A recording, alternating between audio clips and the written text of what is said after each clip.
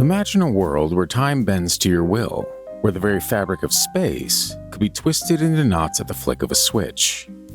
That's what David P. Anderson dreamt of when he filed U.S. Patent 20060073976A1, a blueprint for, quote, method of gravity distortion and time displacement. Picture this: creating micro-singularities playing God with the cosmos, using the symphony of Kerr black holes to dance through time and space. It's the stuff of sci-fi, yet there it sits in the halls of patent history, a testament to human audacity, or perhaps sheer lunacy. Anderson dared to sketch a future where we could step into tomorrow, or revisit yesterday, challenging the very essence of our understanding of physics.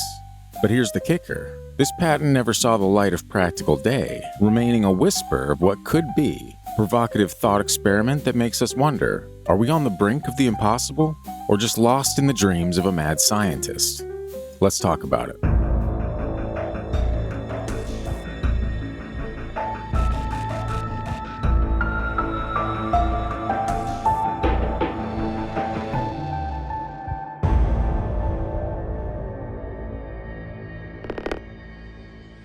Today's patent, titled Method of Gravity Distortion and Time Displacement, is one of the most intriguing and unconventional patents on record, filed on October 1st, 2004.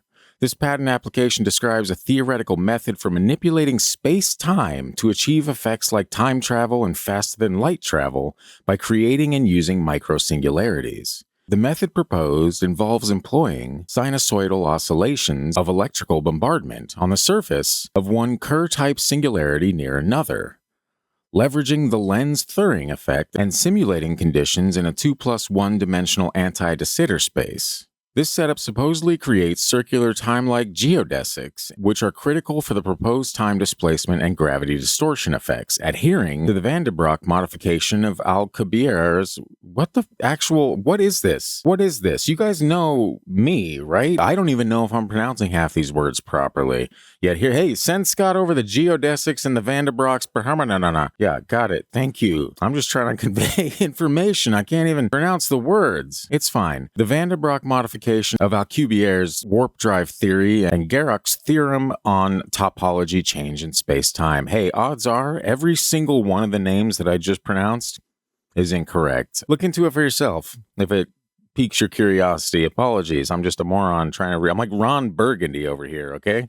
I'm doing my best. The patent's abstract delves into complex physics, discussing the necessity of Kerr singularities for the manipulation of gravitational fields.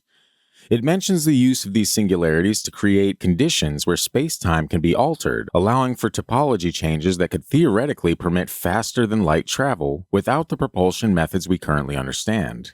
The method described involves creating a variable gravitational sinusoid through the manipulation of gravitational waves emitted by these singularities, which would then be used to mathematically approximate the desired space-time distortion.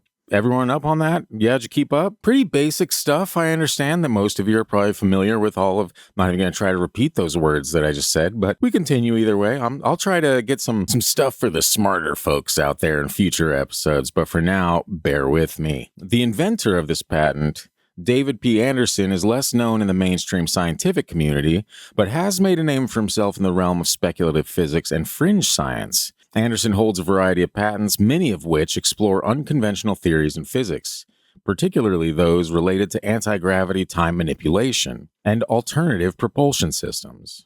His background includes a mix of engineering and self-taught physics, and he has been associated with organizations like the Anderson Institute, wonder where he got that association, just throwing that out there, which focuses on advanced propulsion technologies and space-time physics. In the patent, Anderson discusses the concept of synthetic microsingularities, which are central to his method. He acknowledges that while the creation of these microsingularities is not currently feasible with existing technology, it is an, quote, engineering problem in the process of being solved.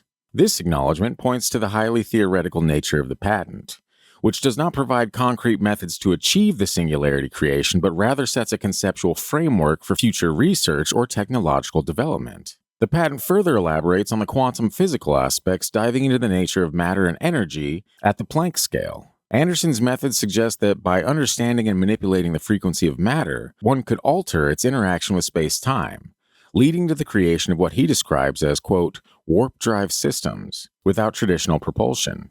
This is a direct nod to the concept of Alcubierre's warp drive, where spacetime itself is manipulated rather than the object moving through space. However, the patent has not moved to issuance, remaining only as a published application, which is a common fate for highly speculative or impractical inventions. The application was abandoned, indicating that either the inventor chose not to pursue it further or did not meet the Patent Office's criteria for novelty, non-obviousness, and utility. This outcome isn't surprising given the speculative and, at the time, unprovable nature of the concepts involved. Anderson's work has often been discussed in science fiction and fringe science circles, highlighting his interest in pushing the boundaries of known physics.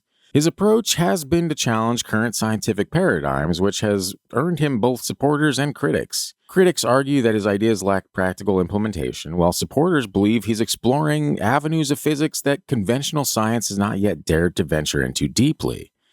The patent's discussion on time displacement involves the creation of closed time-like curves, a theoretical construct where time loops back on itself, potentially allowing for time travel. This aspect of the patent draws heavily from theoretical models of space-time, like those proposed by Kurt Gödel. I don't even know. Gödel? It looks like the O is going at me, so I don't know. What is that Gödel? Do I not emphasize the O? I'm lost. I'm sorry. I want to say Gödel, but that sounds weird. Kurt Gödel. It's fine, honestly. I'm not the man for this. But I'm going to say Gödel. I'm going to say Gödel. That sounds funner. Theoretical models of space-time like those proposed by Kurt Gödel, that sounds so bad, where the rotation of the universe could theoretically create such loops.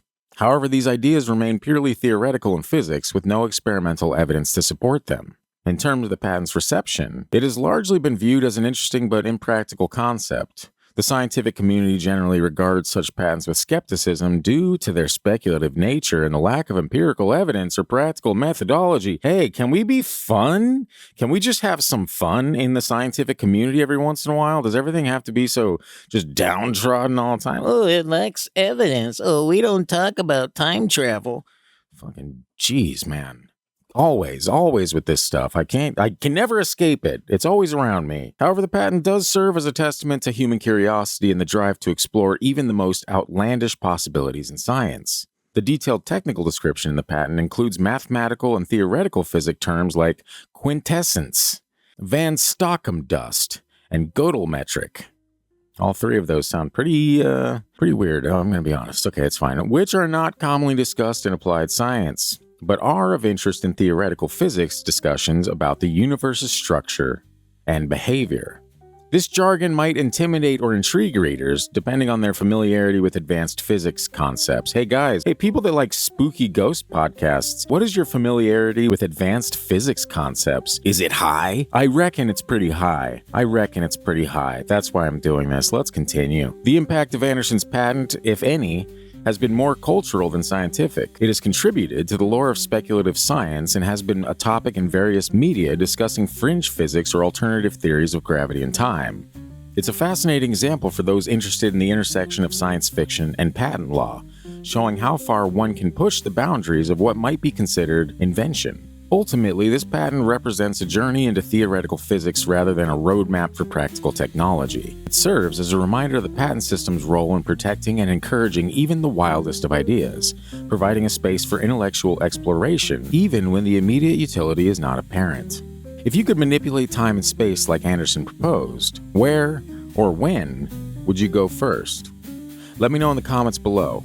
Until next time, I'm Scott Walker, and this has been Perplexing Patents.